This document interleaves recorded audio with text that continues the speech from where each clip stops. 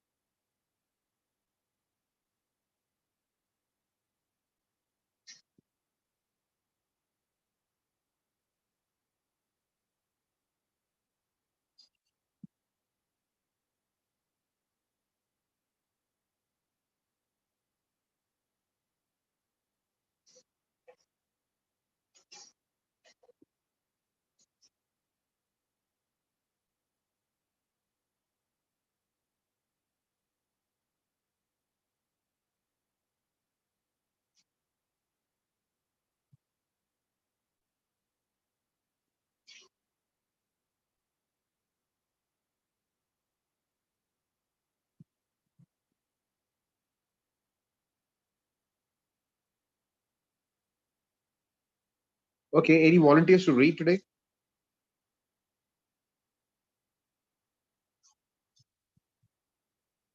Prabhuji, I can read, Prabhu. Yeah, you please read a little closer. The voice is faint, actually. Yes, Prabhuji. Okay, now is it okay, Prabhu? Yeah. Okay. So shall I start, Prabhu? Yeah, please start. Yeah. Yes. Please distribute books. San Francisco, July 5, 1970. Srila Prabhupada was attending the 1970 Rath Yatra in San Francisco. The day was cold and windy, and about 10,000 people had joined in Lord Jagannatha's procession through Golden Gate Park. Srila Prabhupada had danced in the street with thousands of participants during the parade, addressed a large crowd in an auditorium by the beach, and looked on as his disciples had distributed a free vegetarian prasadam feast to thousands. But when a devotee arrived with a half a dozen advance copies of Volume 1 of Krishna, the Supreme Personality of Godhead, Srila Prabhupada appeared especially pleased. Surrounded by devotees and curious festival goers, Srila Prabhupada held one of the books, admiring the front cover with its full color picture of Radha and Krishna. The volume was big, almost 7.5 by 10.5 inches, and its dust jacket shone silver with large bright red letters, Krishna. It was a transcendental wonder in Srila Prabhupada's reverent hands. Onlookers could barely restrain themselves from pressing in against Srila Prabhupada to peer over his shoulders, and they didn't restrain their exclamations when Prabhupada smiled and opened the volume. He examined the illustrations, the print, the paper, and the binding. Very nice, he said. He fixed his attention on a page reading. Then he looked up and announced that this greatly valuable book, Krishna, had just arrived and that everyone should read it. Holding one book in his hand with the other copies stacked before him, he said that anyone who so desired should come forward and buy a copy. People began clamoring, and hands with $10 bills thrust forward, while voices cried out, begging for a copy. And Prabhupada promptly sold every book, not even keeping one for himself. For the devotees, Srila Prabhupada's selling of the Krishna book was the most spectacular event of Rath Yatra festival. They poured over the purchased books in groups discussing Krishna's pastimes and the effect they would have on the people of America. Brahmananda told how in 1967, Prabhupada had given away his advance copy of Teachings of Lord Caitanya in his room at 26 2nd Avenue in New York City. Just before that book had arrived, Srila Prabhupada had been sitting and talking with Satyavrata, a disciple who had previously stopped coming to the temple due to petty quarreling with his godbrothers. When the copy of Teachings of Lord Caitanya had arrived, Srila Prabhupada had lovingly inspected it and had then offered it to Satyavrata as a gift. Brahmananda had been astounded to see Srila Prabhupada give away his only copy of the book. Having helped publish the book, Brahmananda knew how painstakingly Prabhupada had written it and how he had anxiously waited 1 year for the book to finally see print. Yet, once it had arrived, he had immediately given it away, and to a disciple who was not even in good standing. Satyavrata had taken the book, thanked Srila Prabhupada, and left, never to be seen again. Although Srila Prabhupada wanted his disciples to be as eager to distribute Krishna conscious literature as he was, none of them knew how to do it. Distributing a magazine and asking for a small donation was one thing, but a big hand-bound book, when the entire shipment of Teachings of Lord Caitanya had arrived in New York in April 1967, the devotees had hired a truck, picked up the books at the dock, and unloaded them at 26 2nd Avenue. They had then shipped them to ISKCON centers in Los Angeles, San Francisco, Boston, Montreal, and elsewhere, and there they remained. Some devotees had tried placing ads in magazines and leaving books in bookstores on consignment, but the books didn't sell. How to sell these big hand-bound books remained a mystery until something significant happened, an accidental discovery. One day in 1971, while driving back to the temple after chanting in downtown San Francisco, two brahmacharis stopped at a local service station for gas. When the attendant came to the window for money, one of the devotees showed him a Krishna book. The attendant seemed interested, and the two devotees began preaching the glories of Krishna consciousness. When they suggested to, the attendant seemed interested, and the two devotees began preaching the glories of Krishna consciousness. When they suggested he take the book as payment for the gas, he agreed. Astonished at what has happened and inspired at their success, the two brahmacharis went the next day with several Krishna books and stood in front of a grocery store. And again it happened. This time they sold two books. Keshava, the San Francisco temple president, phoned his GBC supervisor and brother Parambara in Los Angeles to tell him what had happened. It's like a miracle, Keshava explained. Parambara encouraged him to experiment further, and soon the San Francisco temple had half a dozen men going from door to door, showing the books to people in their homes. When Buddhimanta began selling as many as 5 books a day, the devotees in other temples, especially Los Angeles, San Diego, and Denver, wanted to follow his example and whoever tried it and sold a book became caught up in a euphoric excitement. The experience and testimonies of devotees selling Srila Prabhupada's books describe a special taste distinct from the happiness young men might ordinarily experience by stumbling upon a sales technique and finding themselves on the verge of making a lot of money.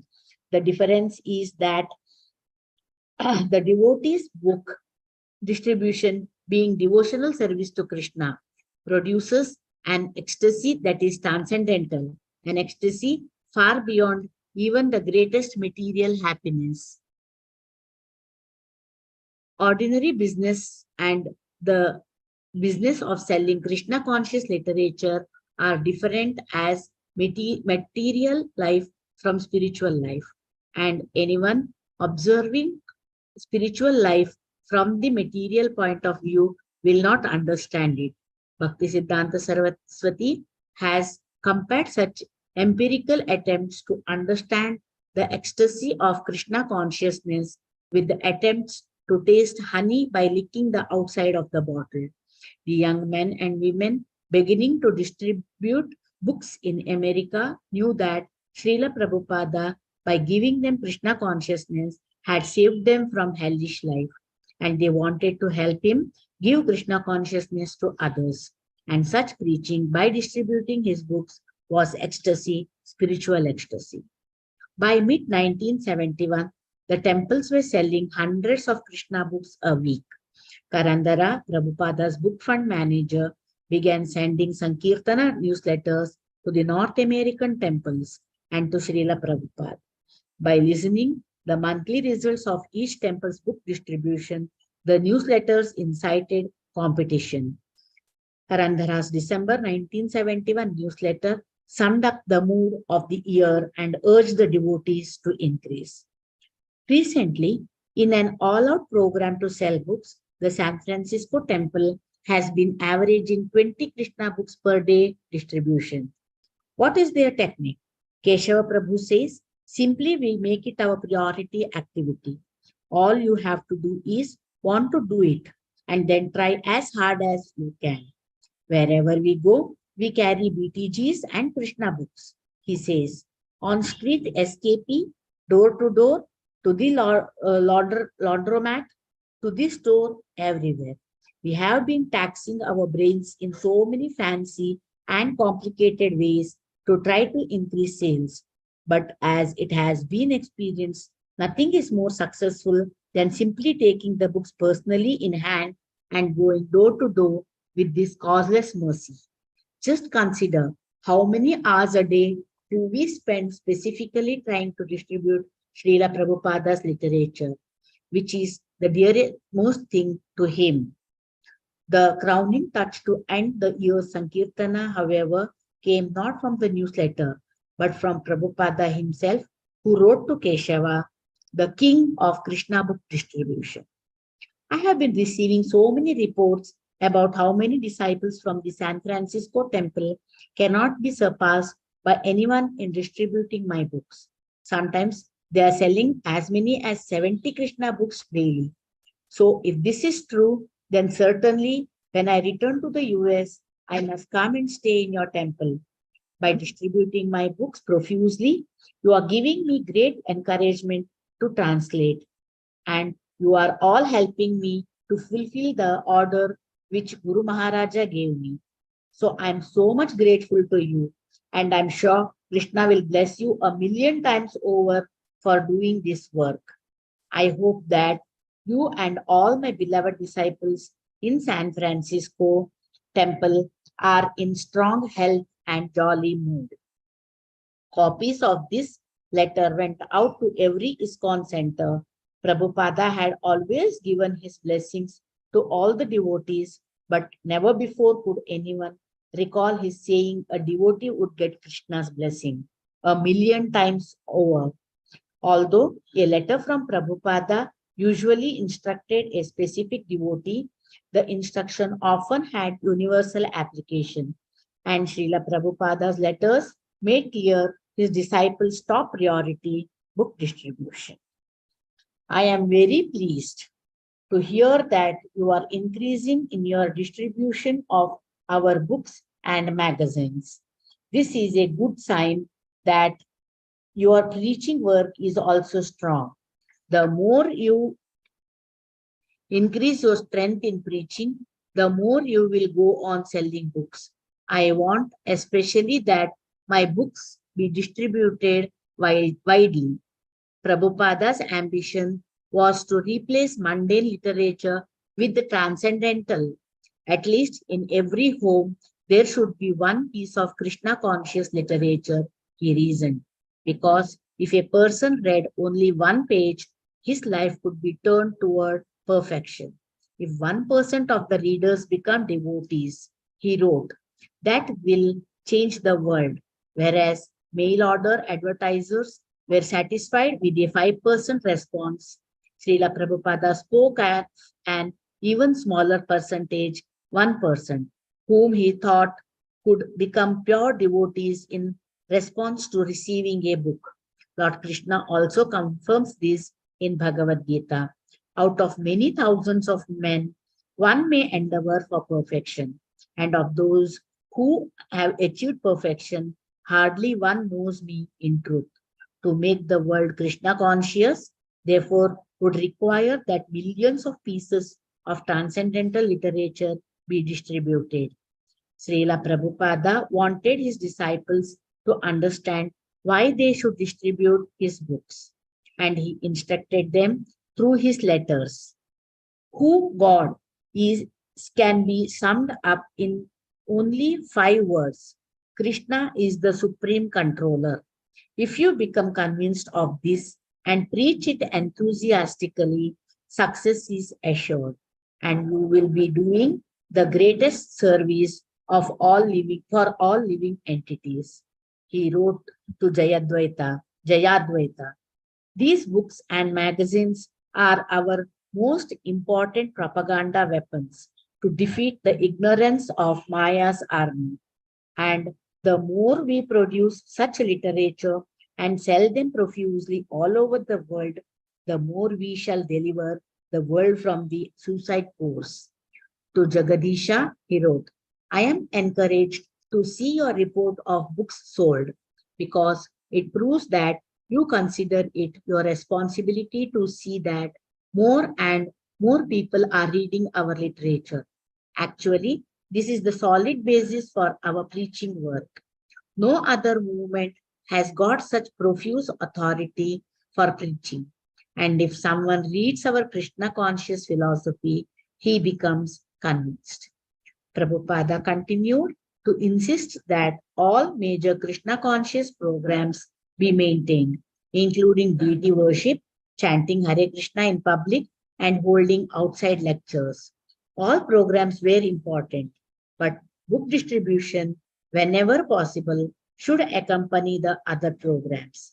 To a sannyasi whose main program was public lecturing, Prabhupada wrote, distribute books, as many as possible. If anyone hears some philosophy from us, that will help him. But if he purchases one book, that may turn his life.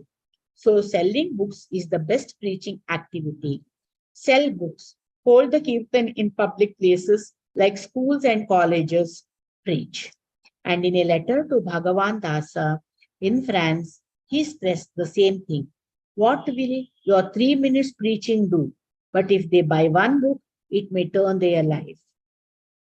During this period of increasing book distribution, one of Srila Prabhupada's newly initiated sannyasis concocted the idea that the devotees should spend much more time studying.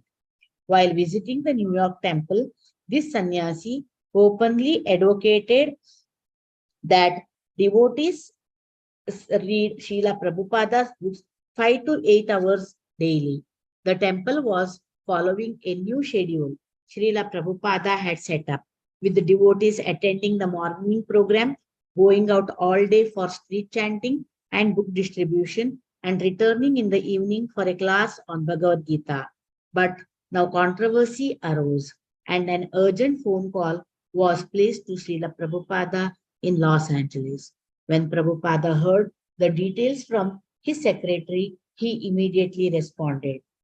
My reply is that this Sankirtan or street chanting must go on. It is most important program. Lord Chaitanya's movement means the Sankirtana movement. You may simply take 2 hours for chanting 16 rounds daily, 2 hours for reading congregationally, and balance of time go out for Sankirtan. We must do both reading books and distributing books. But distributing books is the main propaganda. Reading in class for 2 hours is sufficient, and other reading can be done in spare time if one has got it. It is not that one has to be always reading. 1 hour a morning for Bhagavata class and 1 hour evening, either Bhagavad Gita or Nectar of Devotion, that is sufficient. Okay, Amati, can you please pause for a Yes, few minutes? yes. Okay, so here in this what section that we have read so far, please note how Prabhupada speaks about Krishna blessing, receiving Krishna's blessing 1,000,000 times over. Remember that it's 1,000,000 times over when we try to distribute the Krishna conscious literatures. If Krishna gives blessings, it becomes 1,000,000 times over when we distribute Krishna conscious literatures. Our parampara is the parampara of the book. We are a book parampara, and our family business, as Vaisheshika Prabhu calls it, is book distribution. So by this activity, Krishna gives his blessings 1,000,000 times, Prabhu says, 1,000,000 times over. So which means that everybody in the Krishna consciousness movement should attempt book distribution in whatever small manner possible, because it is as they say, pratyakshavagavam dharmyam. Pratyaksha means direct experience. Dharmyam means religion which is directly experienced. So if we want to experience Krishna consciousness, Krishna bhakti rasa, bhavita mati. Bhavita means the mind, the consciousness which is, bhavita means saturated, mati means consciousness. Krishna bhakti rasa bhavita mati, the consciousness which is saturated with Krishna bhakti rasa, that is called Krishna consciousness. So if our consciousness has been saturated with Krishna bhakti rasa, then one surest way is book distribution. It just attracts so much mercy of Krishna that Krishna's mercy floods our minds. And here we see how in this letter the sannyasi is asking Srila Prabhupada about, not asking Srila Prabhupada, how this sannyasi while visiting New York instituted a program of reading Prabhupada's books for 8 hours. So first of all, please note that this is temple life that is being spoken about here. So in the temple life, there is a whole set of morning program, evening program, and Prabhupada is describing temple life here. He is not describing congregational life. So things have to be adjusted accordingly. In congregational life, one does not have the opportunity to do the entire morning program, to do everything that is normally done in a temple. So therefore, in their circumstances, it may be more easier to read when there is a break or chant. When there is a break, these days audiobooks are available. So this is the specific prescription for the temple devotees. But for the congregational members, the idea is to fill up any available time with Krishna consciousness. Okay, so if there are any thoughts or questions or reflections.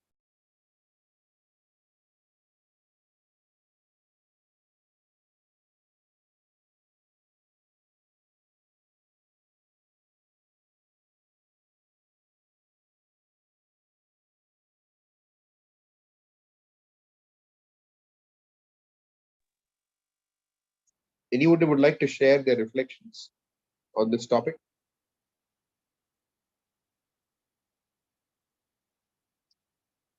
It's a very profound act, the act of book distribution, because it is an act which can save the jiva. We have been in this material world for billions, trillions of lifetimes. In fact, since time immemorial, which means that even Brahma's life can be counted, although it is humongous, it still can be counted. But our life in this material world is far greater than the lifetime of Brahma. Yet, when someone receives a book, what has been going on for such millions of years can suddenly be changed, can suddenly be reversed. So the act of book distribution is a very profound devotional service. As Krishna says, there's no one as dear to me as one who preaches my glories. So it is the definite way of becoming most dear to Krishna. So once Rameshwara Prabhu, while giving a class, he explained that Nikunja Yuno Ratikeli Siddhai, which is that the spiritual master is helping the gopis, the groves of Vrindavan. What does it mean? Practically, what does it mean in terms of this material world? It means the act of book distribution. And he gave that class, and it became a little bit devotees a little doubtful whether is this the correct understanding? Is this whether it was a correct understanding? So they wrote to Srila Prabhupada. And they asked Srila Prabhupada. So Prabhupada replied, he has understood correctly. So in this material world, this Madhurya Rasa is manifested in the form of Audharya, in the form of distributing Krishna's mercy to the conditioned souls. And the strongest, the most powerful method of distributing that mercy, easiest, strongest, most powerful method of distributing that mercy is to distribute Srila Prabhupada's books. So,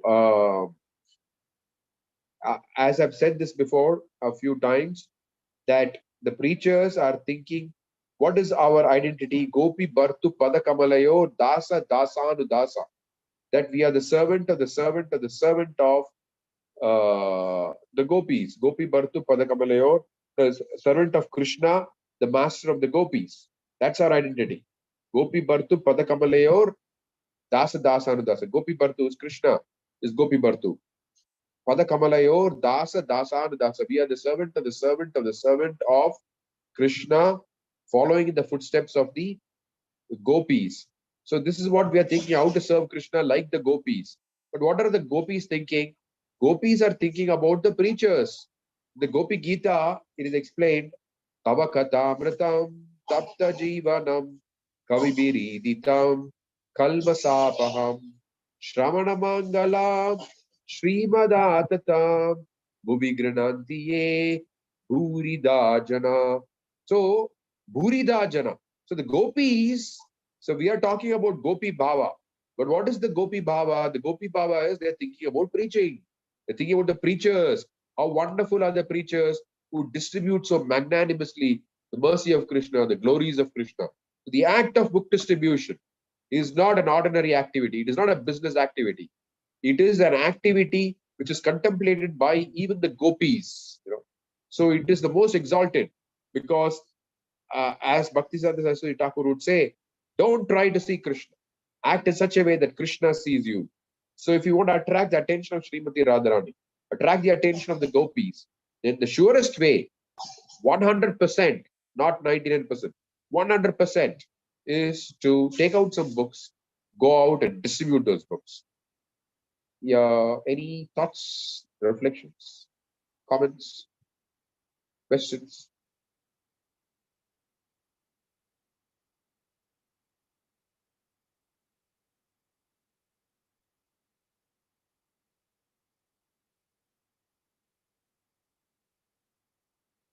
Okay.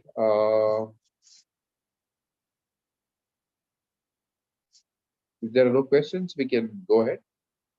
You can go ahead.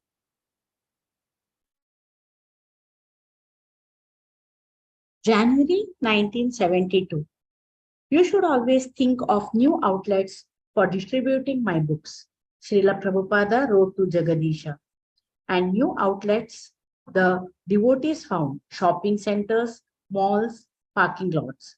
They were meeting more people than ever before. By entering the malls and shopping centers, the devotees plunged into the heart of American society, meeting pious and impious, rich and poor, black and white. Book selling was still difficult, but the devotees persevered, carrying their heavy book bags and distributing the literature they knew could solve all problems.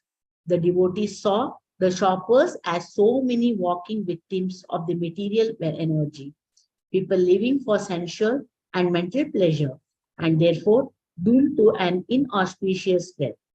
Any serious devotee could philosophically explain from Bhagavad Gita the predicament of the materialist. But now they were directly witnessing this plight, and by Prabhupada's mercy, they were working hard to deliver the missing essence of transcendental knowledge to the bewildered souls. Then came the discovery of traveling from town to town to sell books. Some of the brahmacharis in Los Angeles had been feeling that by staying in the temple, they were wasting time they could be using for this book distribution.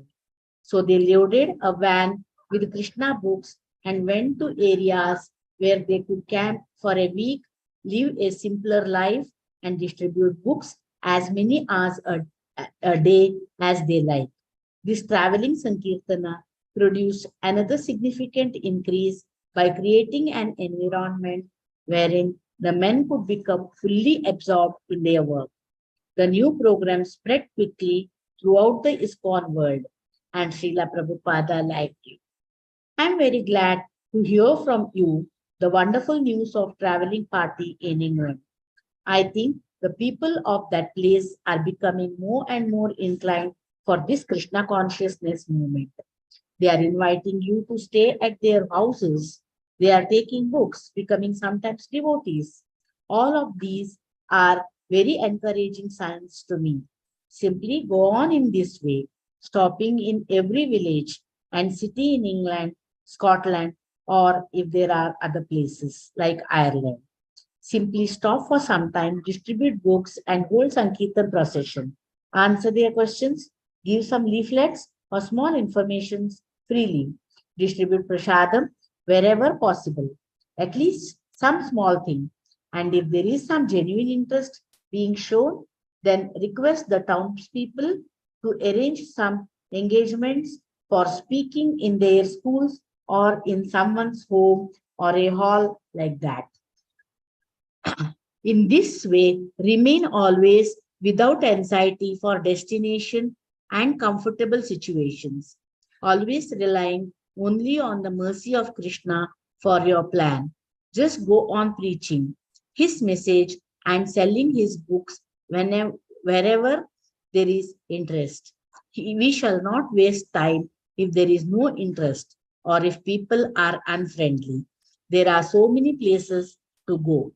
Srila Prabhupada began saying that opening new centers was less important now that the traveling parties were combing the country.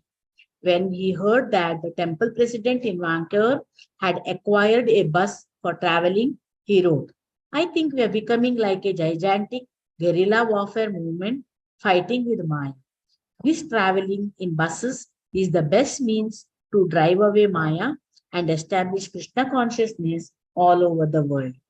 Prabhupada was glad to hear that temple presidents and zonal leaders were also going out with the traveling Sankirtan parties. The Vedic concept of the commander, he said, is that he must fight in the front lines, not sit behind the scenes shelter. Having already witnessed how some of his leading disciples had become bogged down by managing many things, he advised them all to travel and preach, distributing literature wherever they went. Practically, this ISKCON organization is there because I have been always traveling. I never sat down in my old age. No. So you follow my example and preach widely all over the world. That is Chaitanya Mahaprabhu's version. When a devotee in California wrote Srila Prabhupada for permission to give up married life and go on traveling Sankirtana, Prabhupada replied that to give up family life was not necessary. Lord Chaitanya had taught that being a sannyasi or a grihastha did not matter as long as one fully served Krishna. A householder could also sometimes travel and distribute books with or without his wife. Near the end of 1972, the BBT newsletter, now compiled by Parandhara's assistant Rameshwara, reported the ever-increasing results of book distribution. Book distribution continues soaring to all-time highs as more than 25 traveling SKP parties roam at the countryside, affecting the lives of hundreds of thousands of conditioned souls. Since mid-September, we have distributed over 15,000 complete Krishna trilogy sets. And since mid-August, we have distributed over 9,000 soft Bhagavad Gitas and over 950 hard Bhagavad Gitas. Macmillan too has completely sold out 20,000 Gitas sold commercially and is reprinting large quantities for the Christmas rush. Another breakthrough for book distribution came at the end of 1972. The previous year, devotees had taken advantage of the Christmas season by selling the Krishna book door to door, but no one had been aware just how significant the Christmas season could actually be. Rameshwara. It was on December 22, 1972, that we accidentally discovered the Christmas marathon in Los Angeles. Of course, we noticed a great increase in the number of people going into the stores, and the stores were staying open sometimes until midnight. I was standing in front of a Burbank Zodis. We were having an intense competition with the prices in Los Angeles, and it was building up to a feverish pitch. So, after distributing madly all day long, I had collected about $350 and had distributed 650 magazines. It was about 10 o'clock at night. I was convinced that this was the new world's record in ISKCON and that nobody was possibly going to beat me this day. Even though the store was open until 12, business had started slowing off. And I was thinking, maybe I should go back. Undoubtedly, everyone is back already. No one has ever stayed out past 8 o'clock. They'll all be waiting up for me. I shouldn't keep them waiting up. So, in this way, my mind was convincing me to go back. By 11 o'clock, the store was completely dead. I got in the car and started driving back. On the way back, I passed another Zodis called Hollywood Zodis on Sunset and Western. I was torn whether to stop or not because that store was crowded and was going to be open until midnight. But I decided, no, I'll go back because the other devotees will be waiting up to see how many books I distributed. So I just kept driving. I finally arrived at the temple at about 10 minutes to 12 and I burst into the Sankirtana room. But the only person there was the secretary, Madhu Kantha. I said, oh, no, everyone went to bed? He said, no, nobody's back yet. I was the first one back. That was the discovery of the first Christmas marathon. It was completely unplanned. No one had ever instructed anyone to stay out that late. We just did it spontaneously. Finally, at about 1:30 in the morning, all the devotees had returned and we were all sitting around looking at the Sankirtana mat. We couldn't sleep. We were so excited to go out. We were thinking, where can we find plenty of conditioned souls to distribute books to? Our noise and ruckus laughter was like a drunken party, and it woke up Parandara, who was sleeping in his office in the next room. He came stumbling in, wiping his sleep from his eyes. But when he saw us and saw what was going on, he burst out laughing and sent us all to bed, saying, get ready for tomorrow. So in this way, we performed the 3-day marathon, December 22, 23, and 24. No one had ever distributed as many books before in the history of our movement. A big day had been considered to be somewhere between 25 and 40 books, but we were distributing between 5,000 and 6,000 pieces of literature a day for a 3-day period. One temple had distributed almost 18,000 pieces of literature in just 3 days.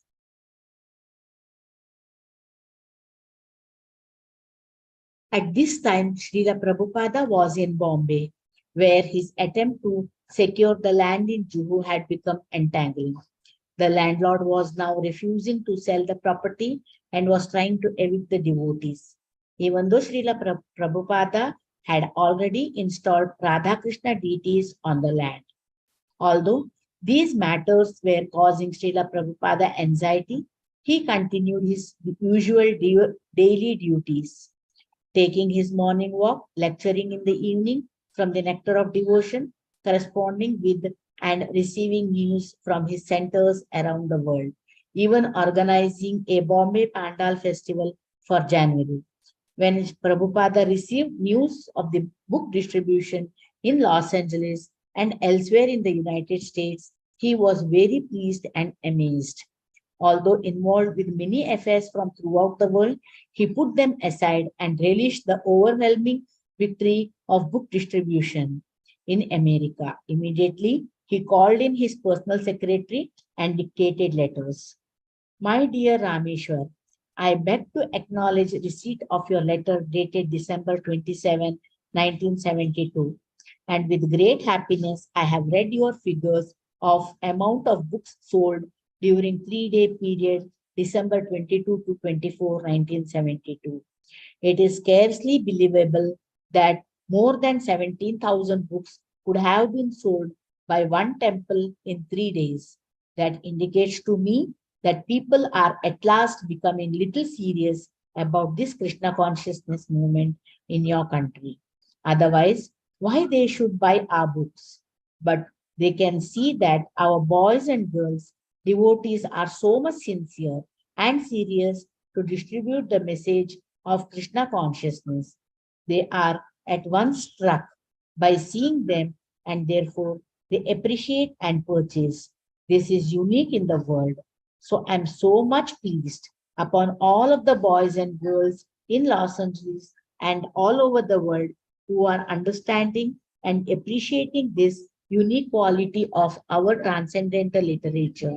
And voluntarily, they are going out to distribute despite all circumstances of difficulty. By this effort alone, they are assured to go back to home, back to Godhead. The same day, Prabhupada dictated a letter to Karandara. I could never have thought it was possible to distribute so many of our literatures. Therefore, I can understand it is simply Krishna's blessing us for your sincerely working on his behalf. Actually, that is the secret of my success. Not that personally I have done anything wonderful, but that because those who are helping me are sincere. They have done the work. That is the reason for our success all over the world where others have failed. A little sincerity is very difficult thing in this age of hypocrisy and bluff. But I am so fortunate that Krishna has sent me all of you nice boys and girls who are sincerely working. Please convey to all of them my deepest appreciation. Srila Prabhupada's letters acknowledging the Christmas marathon and assuring the devotees that they would go back to Godhead set the book distribution movement flying into the new year with great momentum. Devotees continued to find new ways and places to distribute books. New records were constantly topping the old, and the devotees were making still higher projections for the future. Rameshwara published in his February 1973 newsletter a letter from college student who had read one of Srila Prabhupada's books. ISKCON's mail order office was receiving hundreds of such letters a month. Sir, a couple of weeks ago, devotees of Krishna from Denver, I understand, were here at the University of Arkansas distributing literature. One young man approached me with a hard pitch for my purchasing a copy of the Prabhupada translation of the Bhagavad Gita. I was initially quite skeptical. So many people are getting rich from selling their versions of the answer, and told him not to bother me. He insisted, though, and I finally gave in. I have been reading the Gita, having not finished it yet, and have found it quite rewarding. My mind, shaped in logic and empiricism, seems to find itself barely tasting the transcendental material in the book. I discuss it with others. I find myself remembering certain passages. It has genuinely stimulated my interest, to say the least, in a way that my quite extensive reading in Christianity, Zen, Buddhism, the lower forms of yoga, etc., have never succeeded in doing. In short, I think I have finally found the beginning. Rameshwara went on to beat the drum of Sankirtan. Actually, no one can properly measure the effect of our book distribution. If it was known how many books we distribute each month, we would be listed on every bestseller list in the country. For example, as many of you know already, the new Gita has outsold any other edition of the Gita ever printed. The Macmillan Company has already sold tens of thousands of copies, while we have sold over 27,000 copies ourselves since they first appeared last August.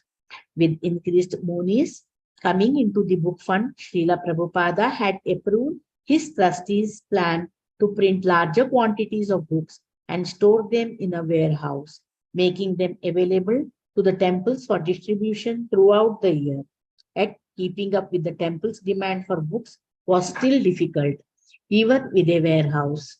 Small, easy to sell books like Beyond Birth and Death, On the Way to Krishna, Rajavidya, and the Perfection of Yoga were printed in tens of thousands. Distributors would go out carrying in their book bags a variety of books: Sri Ishopanishad, Bhagavad Gita, Srimad Bhagavatam, and Krishna, the Supreme Personality of Godhead, as well as an assortment of small books, Back to Godhead magazines, and some inexpensive booklets like Krishna, the Reservoir of Pleasure, and On Chanting Hare Krishna. Tom Bordy was living with his wife in Santa Cruz, California. After attending a festival in Berkeley celebrating Lord Chaitanya's appearance, where he chanted all day, and after reading Srila Prabhupada's Bhagavad Gita, he felt he should become Srila Prabhupada's disciple. He began chanting and trying to interest his wife and friends in Krishna consciousness. When a traveling party of brahmacharis arrived to start a center in Santa Cruz, he told them he wanted to join, but they were skeptical. Then one day he showed up with a shaved head and dhoti. Tom Barney.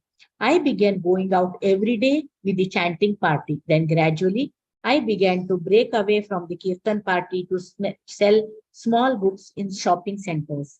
One day, I came back and one of the brahmacharis, Sarvabhauma, criticized me. He asked me how many big books I had sold. I said I didn't sell any. He said, how many did you bring with you? I said I didn't have any to bring with me. Then you are in Maya, he said. You didn't bring any big books. How do you expect to sell them? Prabhupada wants these big books sold. So I thought to myself, gee, I must be in Maya. I said, how do you sell these books? He said, you pray to Prabhupada, Prabhupada gives you the mercy. So I thought, well, that makes sense. That's how everything works in Krishna consciousness. I went to my house, I thought about it, and prayed to Prabhupada that I could sell these big books. I prayed all evening and then took rest. In the morning, I got up and it was on my mind. So I put out one big book, Teachings of Lord Caitanya, in my bag of small books. But in the course of selling the small books, I forgot about the big book. Suddenly, a lady came up to me and said, what is that big book you have there? Then I remembered Prabhupada and my prayers, and I said, this is the teachings of Lord Chaitanya.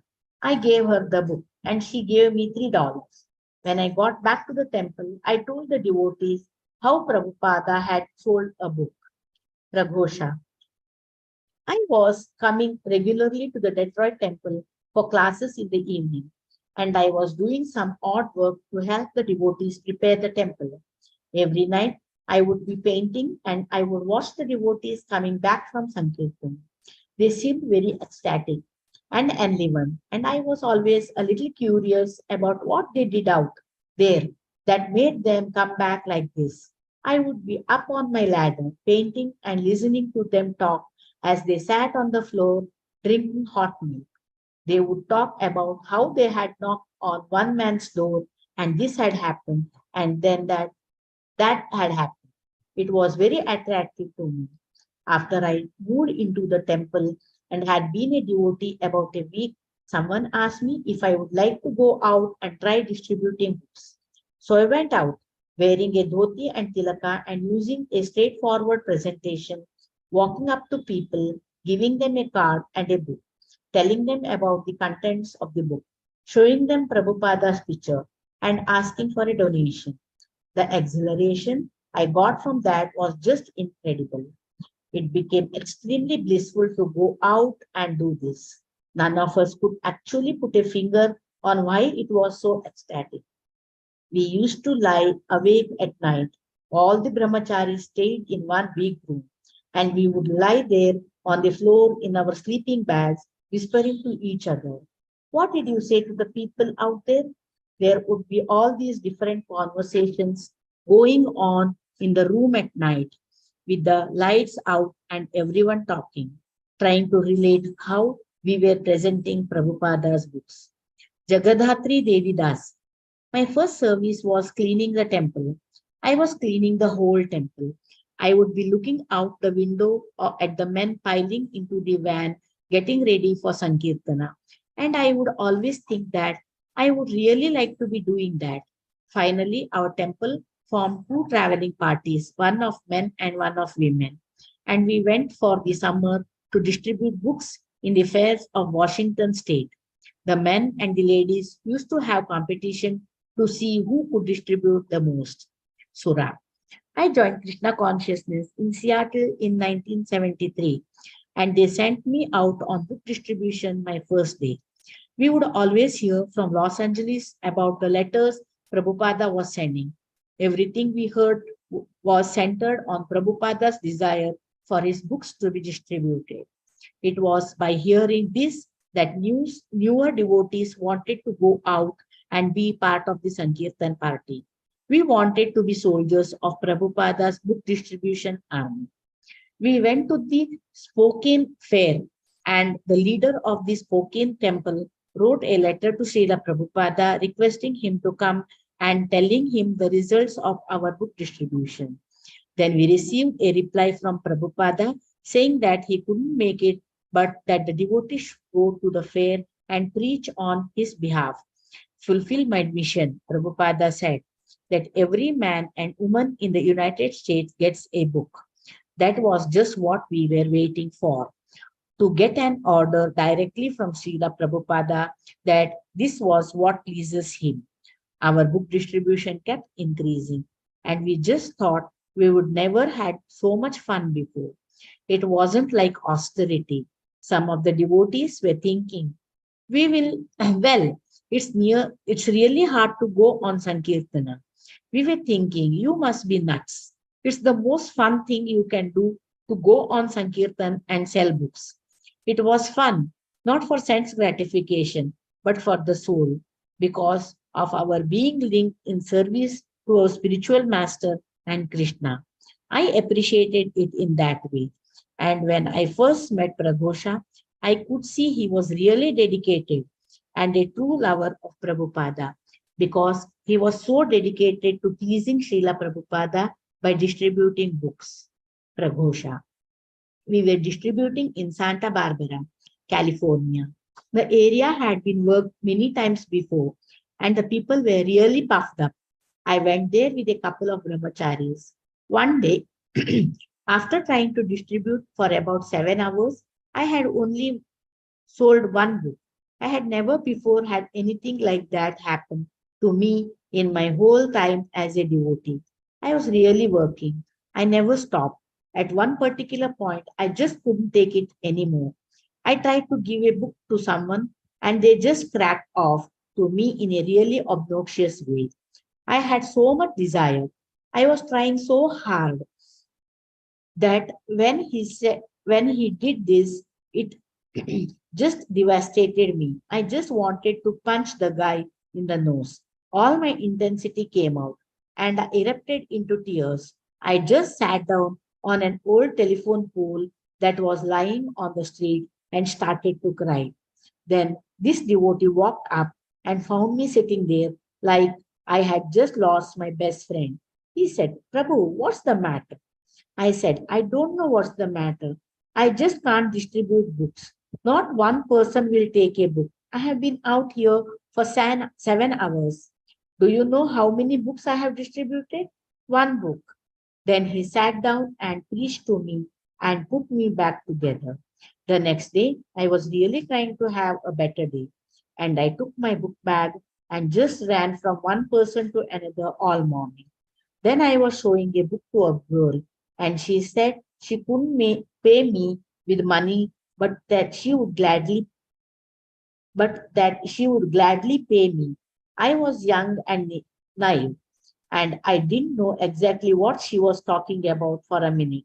Then finally, when I realized, I called Hare Krishna and took the book back from her, took off my wig, and just bolted to another parking lot. I ran from person to person all day, praying real hard to Krishna. By the end of the day, I had distributed a large number of books. Lavangalatika Devidasi. When I first came to Los Angeles, Srimati told me that Srila Prabhupada had said that being in the temple all the time was Maya. Prabhupada wanted us to go out and distribute VTGs door to door. I learned from the other devotees how to distribute books. There were so many experienced devotees who knew how. So I just followed in their footsteps. I would say what they would say and do what they would do. Then it became easy. When a person took a book and gave a donation, I could see it was Lord Chaitanya acting. I could see that everything was working under the direction of Krishna's internal energy. Tom Bardi had moved from Santa Cruz to Los Angeles, and by associating with devotees like Rameshwara and other book distributors, he soon became a leader. He was initiated in June 1972 and received the name Tripurari Dasa. Every day, he would go to a supermarket parking lot near the temple and sell a couple of hundred copies of Easy Journey to Other Planets.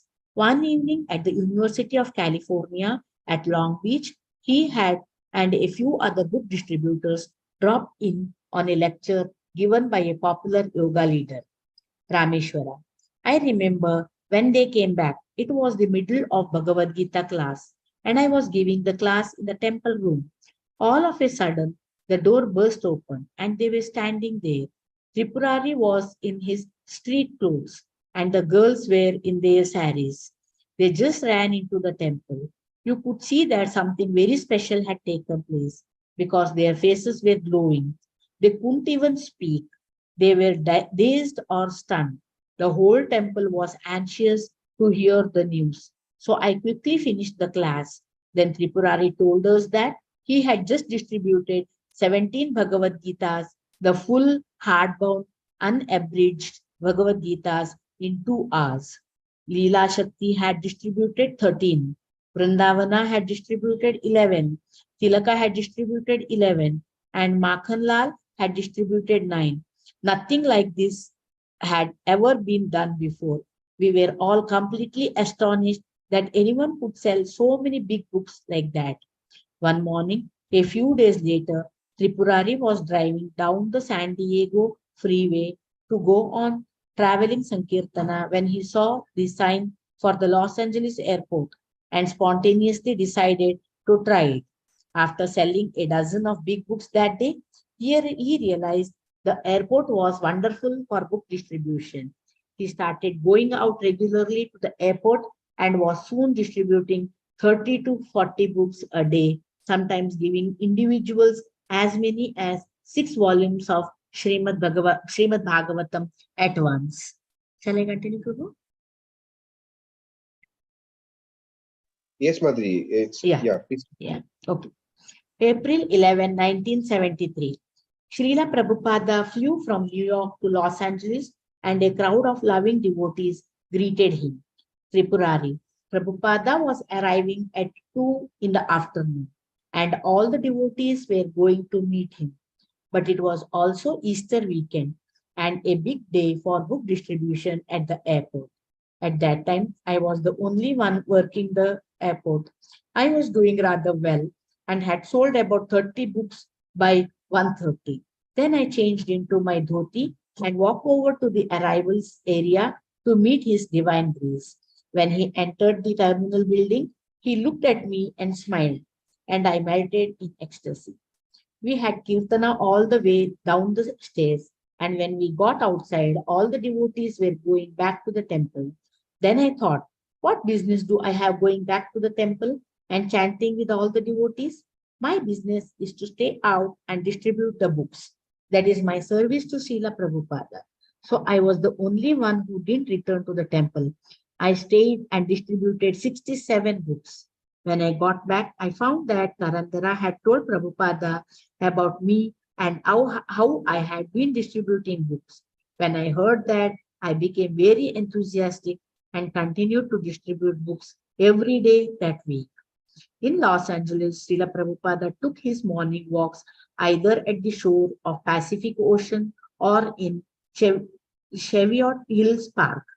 Every morning, a few disciples would join him, as well as Thaudam Singh, a PhD candidate in organic chemistry at the University of California. Srila Prabhupada would regularly discuss with Dr. Singh the scientific theory of lives originating from matter. Day after day, Prabhupada would expose Darwin's theory as foolish and unscientific. The sun would just be appearing on the horizon as Prabhupada and a small group of disciples walked. The air would be chilly, and Srila Prabhupada would wear his hooded saffron overcoat while his disciples, wearing sweaters or wool chadars, followed him, listening and asking questions.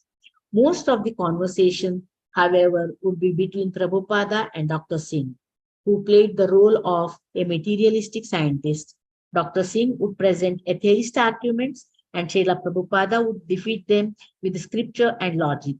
I say to the scientists, Prabhupada said, if life originated from chemicals and if your science is so advanced, then why can't you create life biochemically in your laboratories? On one of these morning walks, the older devotees introduced Rameshwara to Prabhupada. And at the devotees' request, Rameshwara began telling Srila Prabhupada about book distribution. He mentioned that sometimes the distributors would meet impersonalists and convince them to buy a copy of Bhagavad Gita as it is.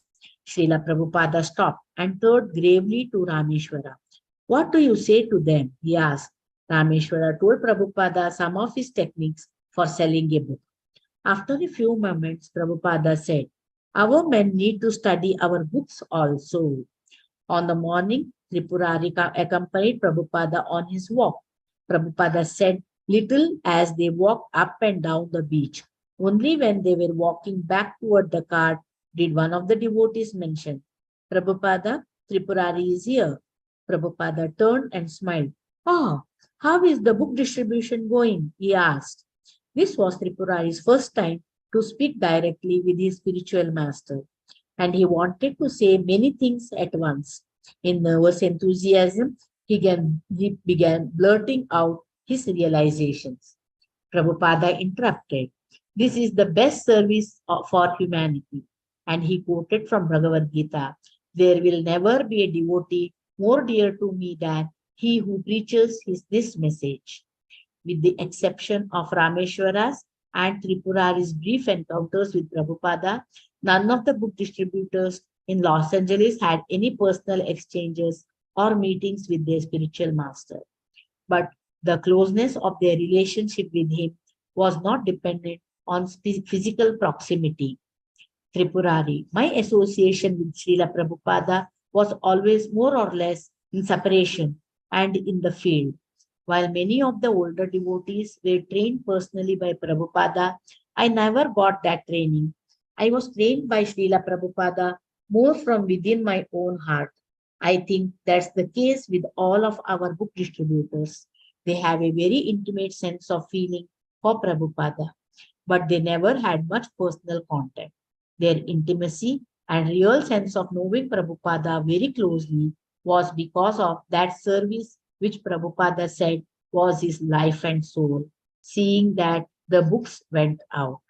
Srila Prabhupada liked to sit in his garden with its roses, jasmine, azaleas, honeysuckle, mint, silver lace wine, marigolds, and banana trees. And he liked the sound of the fountain.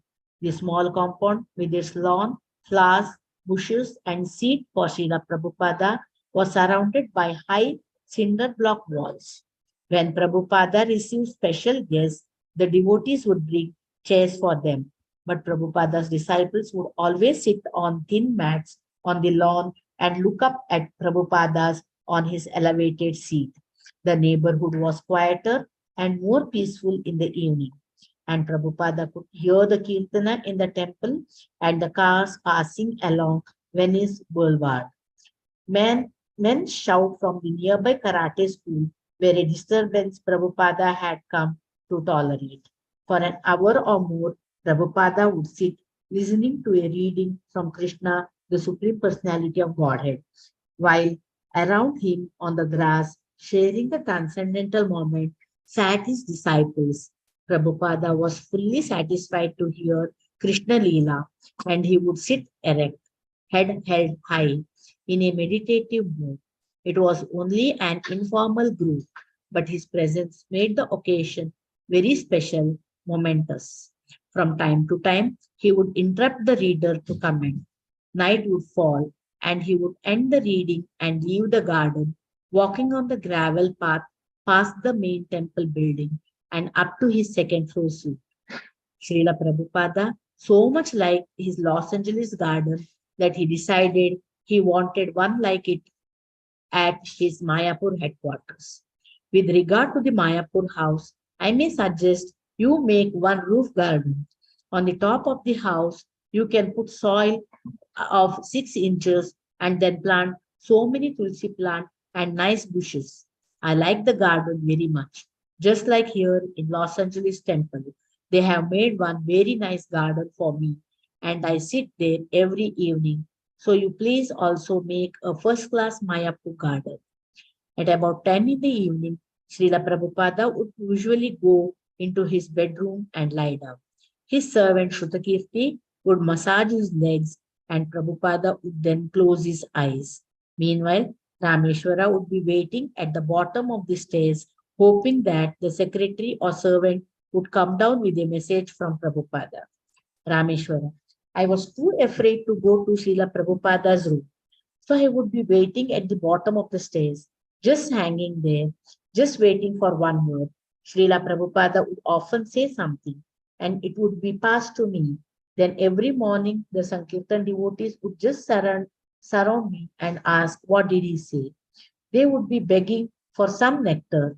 It was an intense experience. We felt that we were all having a special direct connection with Prabhupada. While waiting outside Prabhupada's door, I would be in transcendental bliss, just thinking how we were distributing books as an offering of pure love for our spiritual master. This was the first time that devotees were going to the airports.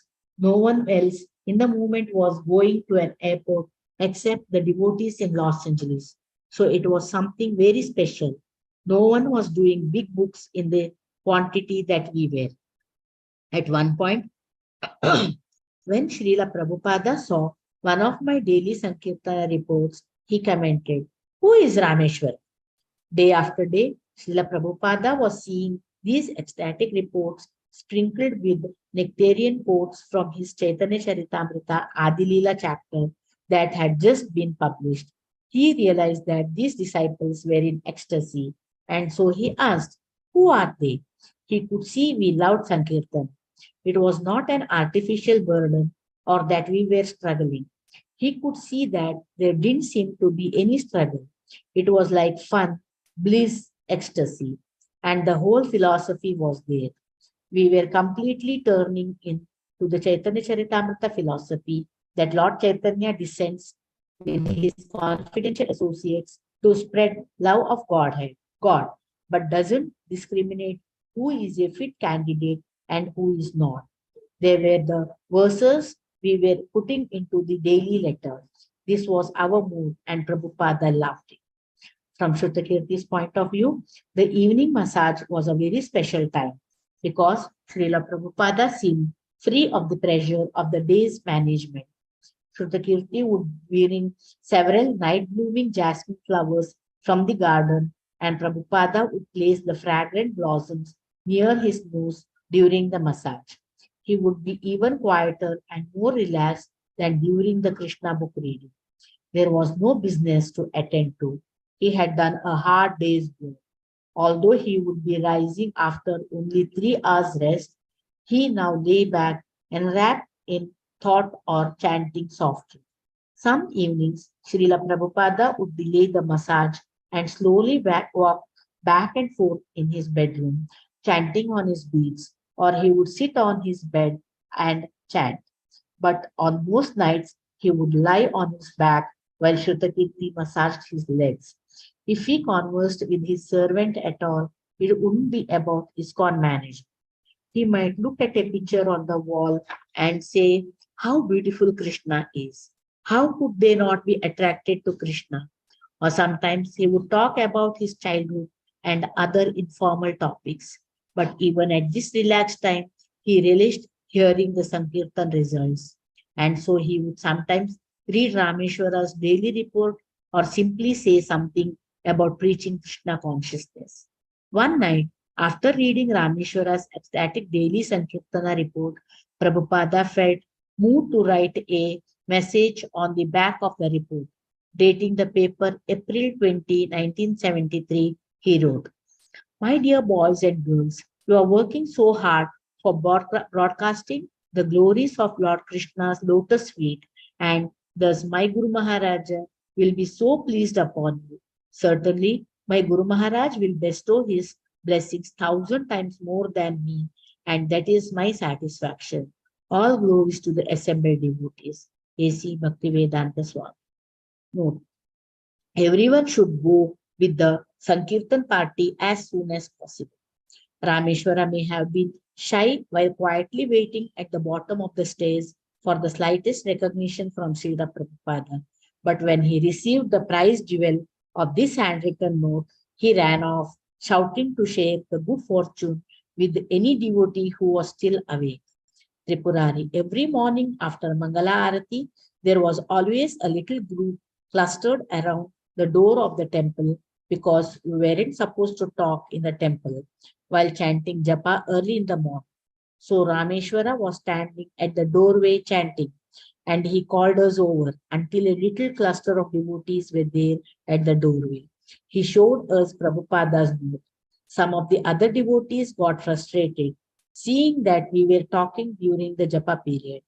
They felt we were a distraction or that we weren't absorbed in our service or in japa. But actually, we were really intensely absorbed in thinking of Sankirtana.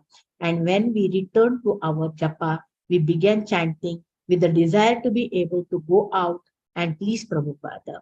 In a few days, Prabhupada's words, "Everyone should go with the Sankirtan party as soon as possible," reached the other temples. And although Srila Prabhupada soon left Los Angeles, returning to India, his message stayed and deepened the devotees' convictions.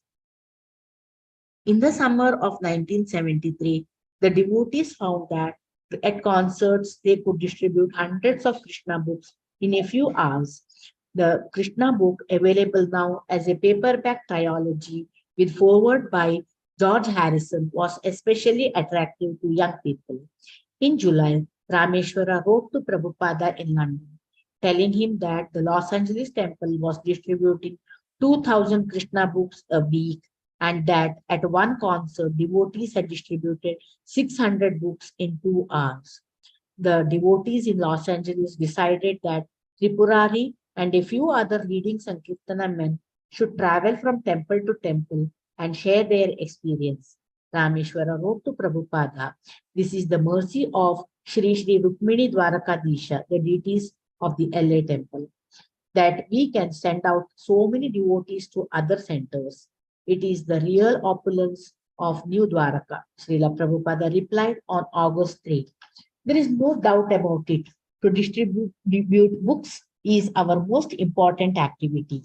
The temple is a place not for eating and sleeping, but as a base from which we send out our soldiers to fight with Maya. Fight with Maya means to drop thousands and millions of books into the laps of the conditioned souls. Just like during the wartime, the bombs are raining from the sky like anything. I like also your program of sending out your best men to teach the others. That is the actual progress of Krishna consciousness to train others. Continue this program so that in the future, every devotee in our movement will know the art of distributing books. This is approved by me. A letter from a woman who had recently received some of Prabhupada's books appeared in the July BBT newsletter. The letter had been written on TWA in flight stationery. In the SF airport, before I departed for London, the Krishna book was given to me by one of your followers. I never felt so happy and privileged or honored would be a better phrase. I'm sick of this material rat race. I want a higher life without material riches and gains. On her way back from London, she had purchased another book, Rajavidya, in the Chicago airport and now asked for more help. It's beautiful, she concluded. As Tripurari traveled and taught his method of Sankirtana, more devotees followed his example and began wearing a wig and conventional dress while selling books. This way of dressing made approaching people much easier and increased the potential for distributing books. Some devotees, however, disapproved. One day in September 1973, during Srila Prabhupada's morning walk on Juhu Beach in Bombay, a few of his sannyasi disciples brought the matter before him. Prabhupada referred to the many gentlemen strolling along Juhu Beach who would always offer respects to the devotees by folding their hands and saying Hare Krishna. This was the sign of a real Vaishnava, Srila Prabhupada said. Anyone who sees him immediately thinks of Krishna. The devotees, therefore, should prominently display such Vaishnava markings as Tilaka, Shikha, and neck beads, so that people could know here are Hare Krishna people. One sannyasi remarked that in America, devotees were now wearing wigs and dressing like hippies to distribute books. He did not let his own men do this because he felt it self-defeating if people didn't even know they were speaking to a devotee. If someone wanted to distribute books, he concluded Krishna would help that devotee find a place where he could do so without having to disguise himself. Srila Prabhupada turned to the others, asking their opinions. One devotee suggested that the reason devotees in America wore disguises was because otherwise they would not be permitted to distribute books in certain places. Prabhupada heard the opinions and then gave his decision. These disguises should be stopped immediately. We shall not in any way sacrifice our standards, he said. We must maintain our principles strictly. This dressing with long hair and curmy clothes is the tendency to once again become hippies. Because you were hippies, that tendency is still there. So this should be stopped. Walking back toward the temple, Prabhupada saw a poor man evacuating by the roadside in public view. He is not changing his standard. Despite public opinion, Prabhupada said, can we not maintain our standards as strictly as they are maintaining theirs? A letter was drafted and signed by Tamalakrishna Goswami, Prabhupada's secretary, and Prabhupada signed also on a line marked approved. The letter stated that all Sankirtana devotees should always wear tilaka, dhoti, neckbead, and shikha and should depend on Krishna rather than disguises to help distribute books. At the bottom of letter, however, was a PS. Srila Prabhupada, upon checking the above, added, if they like, they may wear coat and pants, but tilak, shikha, beads, these things should be there. Previously, Srila Prabhupada had addressed this subject in various letters. To Jagadisha in Canada, Prabhupada had replied that there was no objection to wearing Western clothes, including a wig or hat. We have to take whatever is favorable position for executing Krishna consciousness. Prabhupada had written, sometimes we may adopt such means in order to help distribute books. But in February 1973, he had written to Rupanuga that he did not want devotees dressing as hippies. This should be stopped. We should not give anyone cause to call us hippies, but the devotees may dress up in respectable clothes like ladies and gentlemen in order to distribute my literature under special circumstances. Wherever there is individuals, there are bound to be differences of opinion. Srila Prabhupada referred to be spared such detailed management. His GBC men should consult among themselves and then present their conclusions to him for a final decision. In this way, Prabhupada had written, I will be free to concentrate on my translation of Srimad Bhagavatam. The letter from India reached Karandhara in Los Angeles, but before announcing that all Sankirtana in Western clothes must be stopped, he wanted Prabhupada to hear his side of the story. He gave an elaborate report on the benefits of devotees wearing ordinary Western dress while selling books. The main thing Prabhupada seemed to be objecting to, he concluded, was a disreputable appearance, devotees looking like hippies. He now informed Prabhupada that the distributors were actually clean, well-groomed, and presentable. If the book distributors were restricted to appearing in public with a shaved head and dhoti, he said the distribution would decline by about 2/3. If extremes and misapplications were occurred, he wrote, they should be worked out rather than giving up the whole program. This time, Srila Prabhupada replied in favor of Western dress. Yes, you can go on with your book distribution as you were doing before. There is not any harm. I thought that our men were becoming like hippies, but now I understand from you that this is not the case. So I have no objection. Our main business is to distribute books. And from the reports I am receiving from all over the world, the progress is very encouraging. A disagreement arose about the distributors' techniques. A few people had written the ISKCON secretary complaining that they had been misled or pressured into buying a book, a complaint to which devotees responded variously. The book distributors were protective of Prabhupada's order that as many books as possible be distributed. Just because a few people had complained, they argued was no reason to cool down book distribution. They quoted Srila Prabhupada's statements that opposition to Sankirtana indicates its purity and genuineness.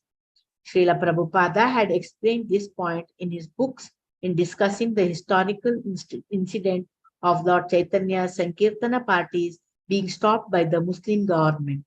Prabhupada had written, we must remember that such incidents took place in the past 500 years ago, and the fact that they are still going on indicates that our Sankirtana movement is really authorized. For if Sankirtana were an insignificant material affair, demons would not object to it. People in America had also objected to public chanting, to the devotees' dress, to the Krishna consciousness philosophy, to the food. Someone would always oppose. The main thing the book distributors said was to save the conditioned souls who were heading for a hellish next life. If a person got a book and read just one page, his life would be changed. Other devotees, however, including temple presidents, were Mother, you can disturbed. stop there. I think you can stop there because Yes, this yes, is now getting into the counter yes, argument. So yes, one thing that we see here is a very absorbing, as you could say, riveting uh, conversation between Prabhupada and his followers, where they're trying to please Srila Prabhupada. And Prabhupada also is trying to spread the Krishna consciousness movement in the West. And Prabhupada is trying to do it in such a manner that it is faithful to the Parampara, at the same time being innovative, permitting innovations. So this is the characteristic of an Acharya, that he knows how to best spread the Krishna consciousness movement. You can see Prabhupada is able to balance out different opinions very, very nicely. I mean, it's not over yet. Yeah, we'll continue in the next session about it. It's a very, very, what shall I say? I don't have anything to say because here Satsuru Maharaj himself has very minutely examined it and minutely he has brought together all of these things very nicely. Any thoughts, reflections, comments, questions?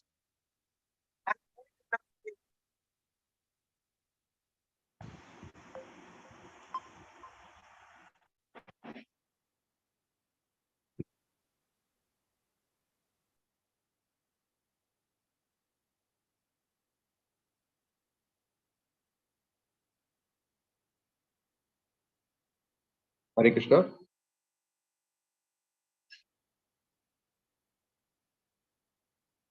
Thank you, Indulekha Kripa Mataji, for reading. Always nice to hear you read. You read in a very nice, not very fast, not very slow. Well, Prabhuji, it is my service, Prabhuji, because I really like to read it, and really it is like Oh, nectarian for me to read it. yeah, Prabhupada Leelamrita. Yes, Prabhuji. It's Amrita, Yeah, Prabhupada's Leela. yeah. Whenever I miss that one, really it is really difficult for me on those days. It was past 2 weeks I couldn't read because I was traveling or I was somewhere. I couldn't.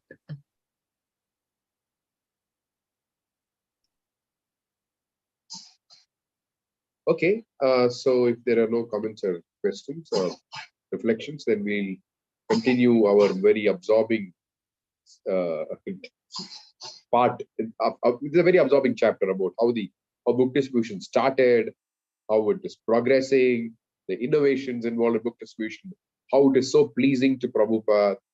I mean, it's just thick nectar.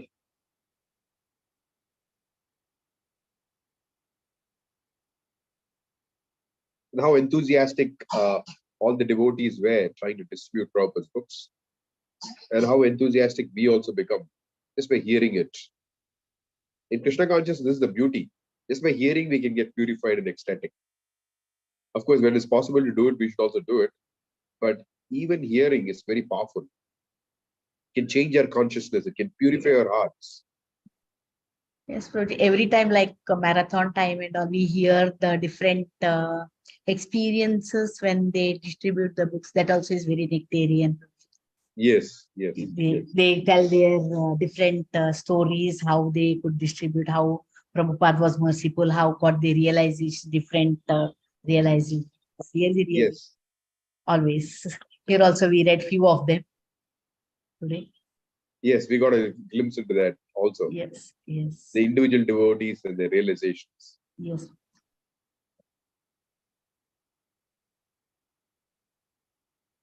Okay, so we'll end today's session here. Vanchakalpatarubhyascha kripasindubhyevacha Paritanam bhavanebhyo vaishnebhyo namo namaha. Srila Prabhupada ki jai. Gaura Bhakta Vrinda ki jai. Nitai Gaura Premanande.